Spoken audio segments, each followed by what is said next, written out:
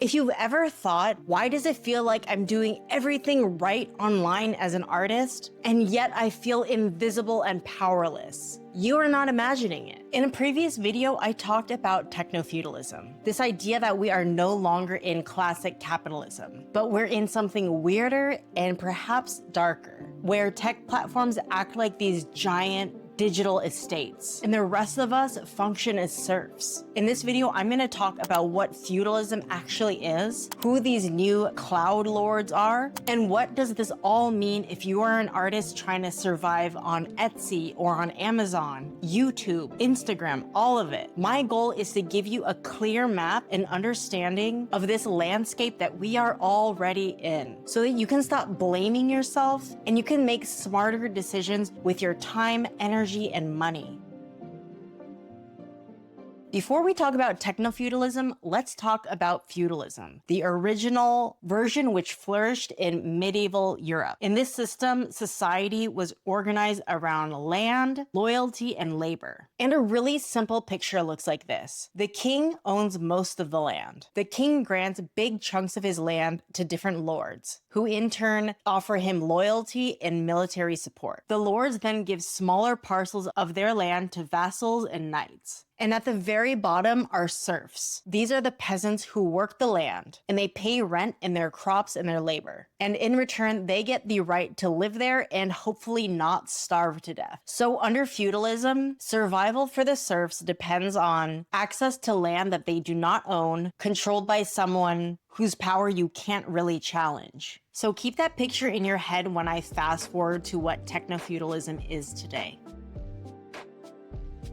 The term technofeudalism comes from economist Yanis Varoufakis in his book Technofeudalism: What Killed Capitalism. He argues that since around the time of the 2008 financial crash, something big shifted. In classic capitalism, the main stage is the market. Companies compete to sell us their goods or their services. We pay them money, and then the profit comes from selling the stuff. In technofeudalism, the main stage isn't the market anymore. It's the platform. And the new land is called cloud capital. All of the digital infrastructure that we rely on. The servers, the data centers, the app stores, the recommendation and algorithm systems, the payment systems. And the new landlords are called cloudalists. These are the people and the companies at the very top who own all of that cloud capital. Amazon, Google, Meta, Microsoft, X, TikTok, Etsy, and the billionaires behind them. The rest of us, the users, the creators, the sellers, are allowed to operate on their land as long as we pay rent to them. And that rent can look something like fees and commissions, ads that we have to buy just to be seen, and data that we hand over every time we scroll, click, or buy anything. So instead of welcome to the marketplace, let the best product win, it's more like welcome to Jeff Bezos's estate. You can set up your little stall here, but the land, the rules, and the audience all belong to him. That is technofeudalism.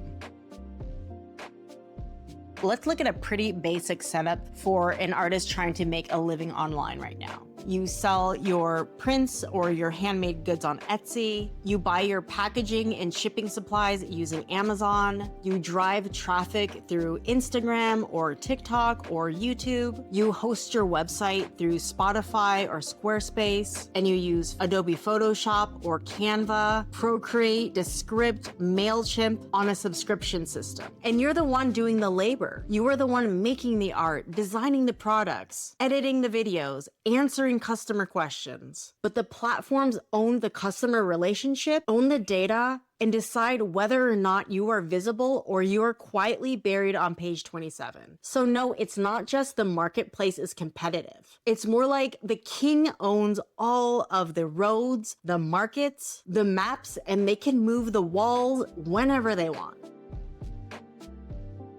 One reason why this feels so brutal for artists right now is that the stories that we've been told about these platforms do not match up to how they actually behave. The branding says Etsy is a cozy marketplace for handmade artists. YouTube lets anyone build an audience and have a voice. Instagram is a place where you can connect with your community and your friends. But the reality is different. Etsy optimizes for conversion and profit, not artistic talent. YouTube optimizes for watch time hours and ad revenue, not creators' mental health. Instagram optimizes for engagement, not your well-being or your creative process. So you upload your work and it doesn't perform the way that it used to. And instead of telling yourself the truth, which is, oh, the Lord changed his rules again, you tell yourself, I'm failing. The algorithm hates me. Maybe I should quit. It is not that you are failing as an artist. It is that you are trying to grow crops on land that can be taxed, fenced off, or paved over at any moment.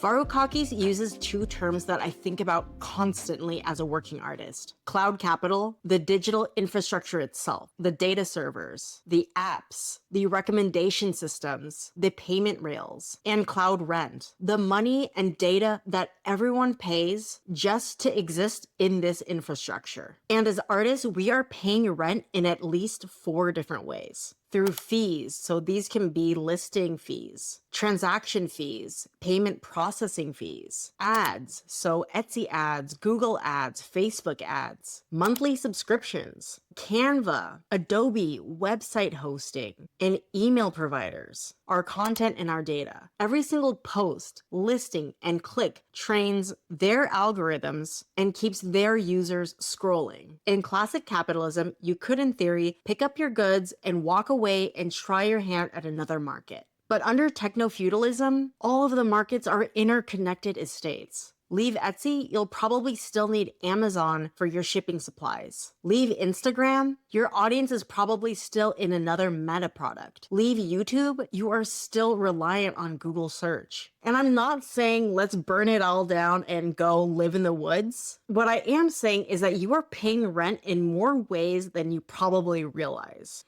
And once you see that clearly, you can start making better decisions.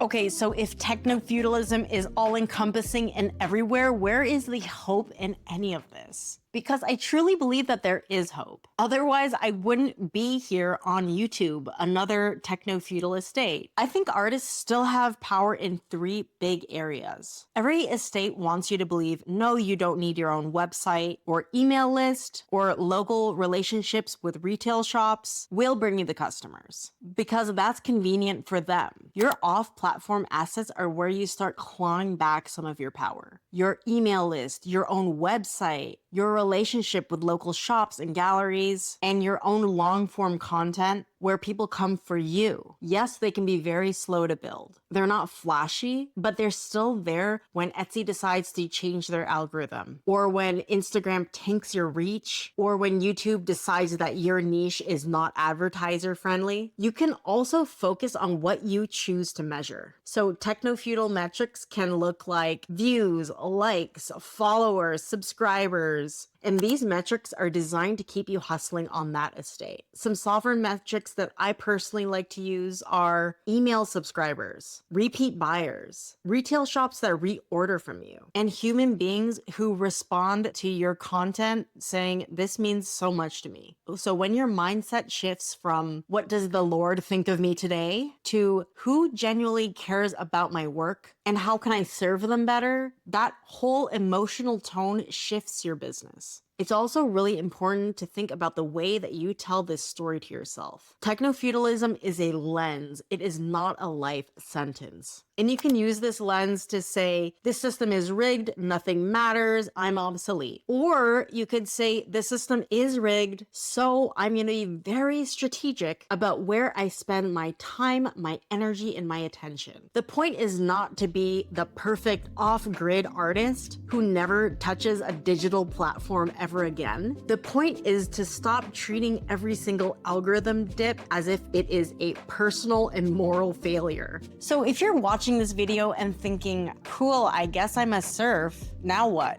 Here is what I would love for you to do after this video ends. Name your estates. Grab a notebook and write down every single platform and subscription that you are reliant on for your creative business. It can be Etsy, Amazon, YouTube, Instagram, TikTok, Pinterest. all of it, and seeing it on paper is so powerful. Think about creating one thing that you can actually own. And it might be your email list that you've been holding off on making for years, or you can reach out to a local consignment shop to sell your work there. And lastly, decide on one way that you are going to treat yourself less like a serf. So maybe that means taking a day off from looking at your stats, strategically raising your pricing, and refusing another unpaid commission just for exposure. You are not just content for somebody else's estate. You are a human being with a point of view, a nervous system, and a finite amount of time on this earth. So techno-feudalism is the economic waters that we are swimming in, but you still get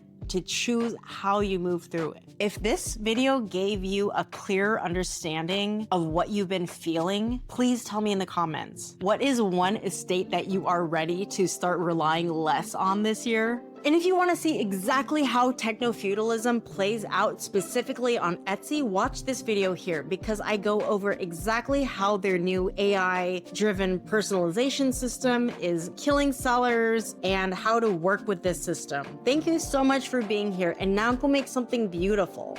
And remember that you are not crazy for feeling like this is such a weird system. It is, and you are allowed to build a life inside of it. I'll see you in the next one. Bye.